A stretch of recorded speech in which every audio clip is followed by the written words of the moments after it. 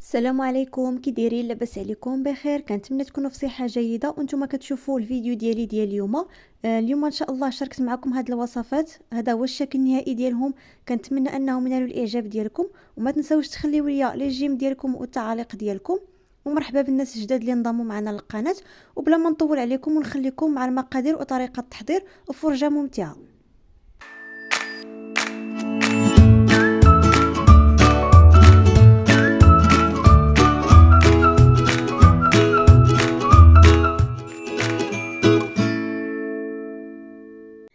نبداو على بركه الله. اول حاجه بالتشيز كيك.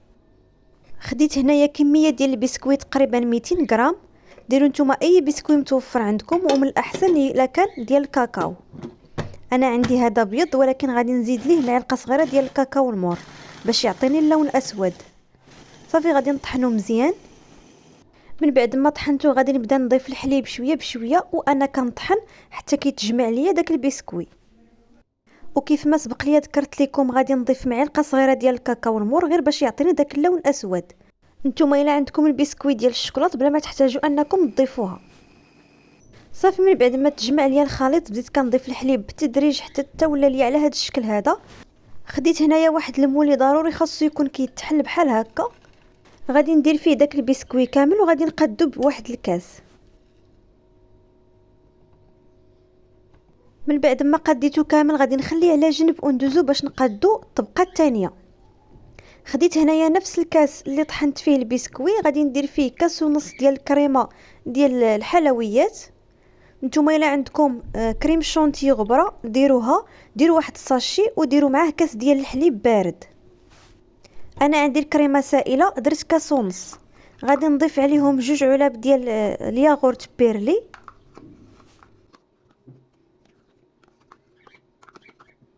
غادي نضيف عليهم 2 بنانات.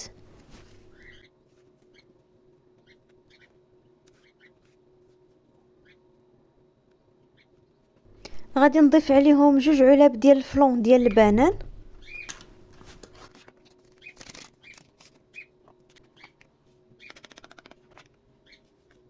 صافي غادي نطحن ديك المكونات كلها مزيان.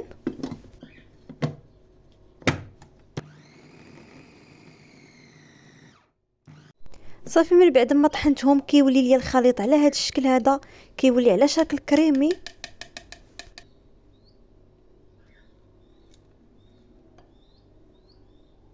غادي نضيف عليه كميه ديال الكركاع من بعد ما هرمشتو بايديا. نتوما تقدروا ما ديروش، ولكن كيعطي واحد المذاق زوين بزاف.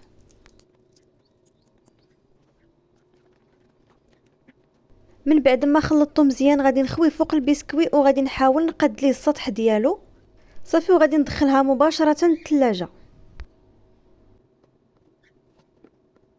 غادي ندوز دابا باش نقاد الحشوه اللي غادي نعمر بها الخبز ديال الطاكوس. خديت هنايا مقله درت فيها تقريبا 4 كاس ديال الزيت. غادي نزيد عليها بصله اللي طحنتها حتى ولات على هذا الشكل. تقدروا تقطعوها قطع صغيره. غادي نخليها على عافيه مهيله حتى كتدبل.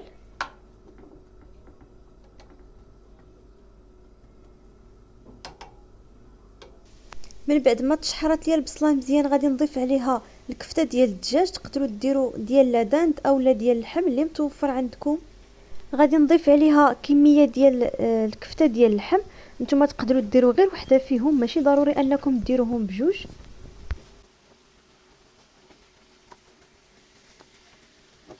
اما بالنسبه للعطريه فغادي ندير اول حاجه الملحه. ضفت عليها نص معلقه كبيره مع مرش ديال السكنجبير. زدت عليها نص معلقه كبيره مع مرش ديال الكمون. زدت عليها نص معلقه كبيره مع مرش ديال الخرقوم البلدي. وغادي نضيف عليهم نص معلقه كبيره مع مرش ديال التحميره. وغنضيف عليهم راس معلقه كبيره ديال البزار. صافي غادي نحرك كلشي مزيان ونخليها حتى كطيب. من بعد ما طابت لي الكفته غادي نضيف عليها كميه ديال القزبور المعدنوس. وغادي نضيف عليها كميه ديال الكريمه ديال الطبخ. درت تقريبا كاس ديال العنبه.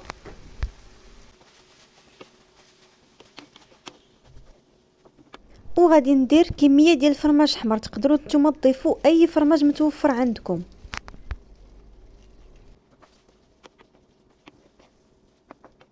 صافي من بعد ما طابت لي الحشوه غادي ناخذ الخبز ديال الطاكوس، غادي نقسمو على النص كيف ما كتشوفوا معايا. غادي ناخذ واحد النص وغادي ندهنو بالفرماج، تقدروا تدهنوه باي فرماج متوفر عندكم. ومن بعد غادي نطويها بهذه الطريقه هذه كيف ما كتشوفوا معايا، راه ساهله. وغادي نضغط عليها شويه باش كيلصق ليا داك القنت مع الفوقاني، وغادي نعاود نحلها من الداخل باش نعمرها بالحشوه ديال الكفته اللي صايبت معاكم. من بعد ما عمرتها غادي نضيف ليها شويه ديال الموتزاريلا وغادي نعاود نعمرها من الفوق. وكاضافه اخيره غادي ندير ليها الفرماج احمر. صافي غادي نكملهم كاملين بنفس الطريقه وغادي نخليهم حتى كيقرب الاذان ان شاء الله، عاد غادي نديرهم في البريصه ديال البانيني.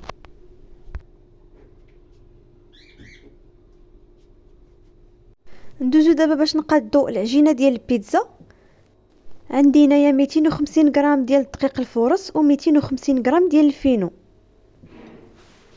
غادي نضيف تقريبا معلقه صغيره مع عمراش ديال الملحه، وغادي نضيف كميه ديال الزعتر،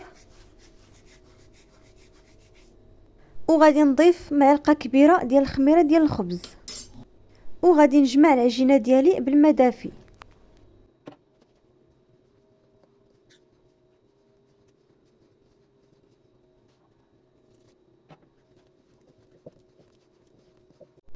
من بعد ما دلكت العجينه مزيان غادي نضيف ليها معلقه كبيره ديال الزبده، وغادي نعاود ندلكها مزيان. العجينه خاصها تكون خفيفه. من بعد ما دلكتها مزيان غادي نغطيها بالسلوفان ونخليها حتى كتخمر.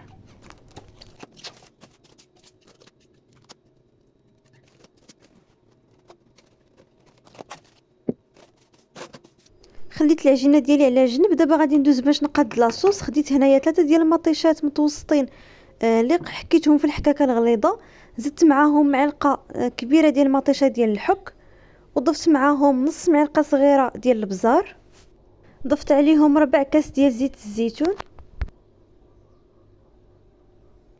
وضفت تقريبا نص معلقه صغيره مع مراش ديال الملحه.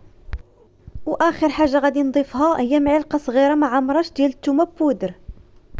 صافي غادي نحرك كلشي مزيان وغادي نديرها فوق البوطه حتى كتنشف من الماء. صافي وغادي نطفي عليها. غادي ندوز دابا باش نقاد لي شامبينيون. خديت هنايا كاسرونه اللي درت فيها معلقه كبيره ديال الزبده، غادي نخليها حتى كتذوب. من بعد ما دابت لي الزبده غادي نضيف عليها 2 علب ديال لي شامبينيون من بعد ما غسلتهم بالماء وخليتهم حتى قطروا. غادي نزيد عليهم نص معلقه صغيره مع مراش ديال البزار، وغادي نضيف كميه ديال الملحه، تقريبا درت راس معلقه صغيره. صافي غادي نخليهم حتى كيتشحروا مزيان وغادي نطفي عليهم البوطه. من بعد ما خمرات لي العجينه وضاعف الحجم ديالها غادي ندوز دابا باش نقرصها.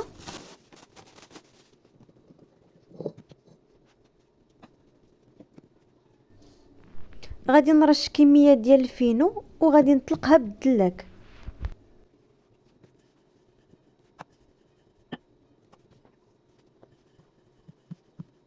من بعد ما تطلقوها بالدلاك حاولوا ترخفوها بحال هكا باش ملي تقطعوها ما تجمعش ليكم. غادي ناخذ هاد القطعه هي باش غادي نقطع. تقدروا تستعملوا اي غطاء ديال الملحه ولا شي حاجه عندكم دائريه تقدروا تستعملوها. من بعد ما قطعتهم درتهم هنايا في واحد اللاطه اللي دهنتها مزيان بالزيت وكنتقبهم هكا بالفرشيطه باش ما يتنفخوش ليا في الفران. من بعد غادي ندخلهم للفران، غادي نشعل عليهم من التحت ومن الفوق على درجه الحراره 300. غادي ندير لهم غير نص طيبه وغادي نحيدهم.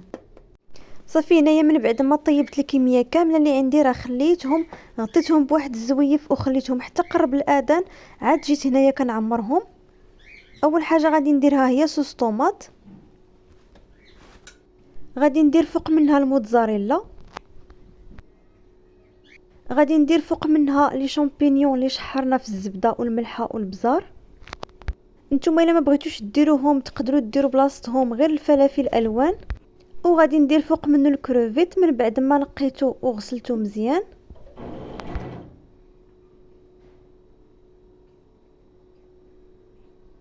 غادي نضيف عليهم كميه ديال الفرماج حمر من الفوق.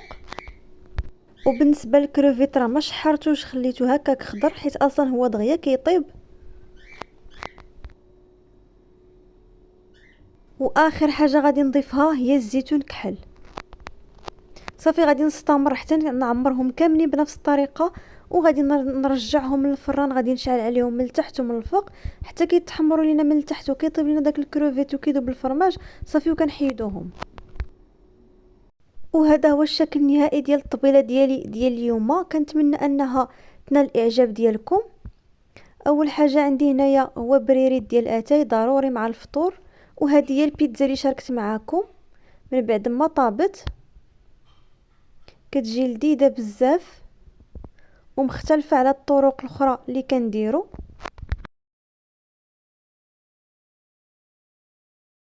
وهذا هو التشيز كيك من بعد ما خرجته من الثلاجه. زينته بالقرقاع ولا صوص ديال الكراميل. دائما التزيين كيبقى على حسب الرغبه ديالكم نتوما، زينوا باي حاجه متوفره عندكم.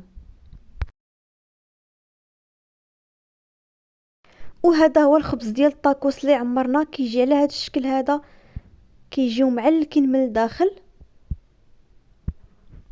الصراحه غادي يعجبوكم بزاف الا جربتوهم.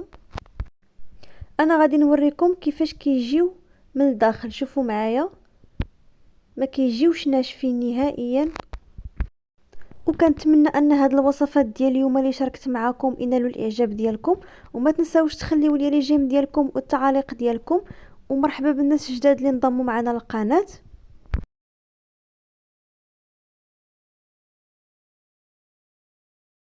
ومن طبيعه الحال ضروري من الحريره الحمراء في الطبله. ما شاركتهاش معكم في هذا الفيديو حيت فايت لي شاركتها معكم وغيجيكم الفيديو طويل. ونخليكم ونتلاقاو في فيديو قادم ان شاء الله مع وصفات جديده. شكرا لكم على المتابعه، الى اللقاء.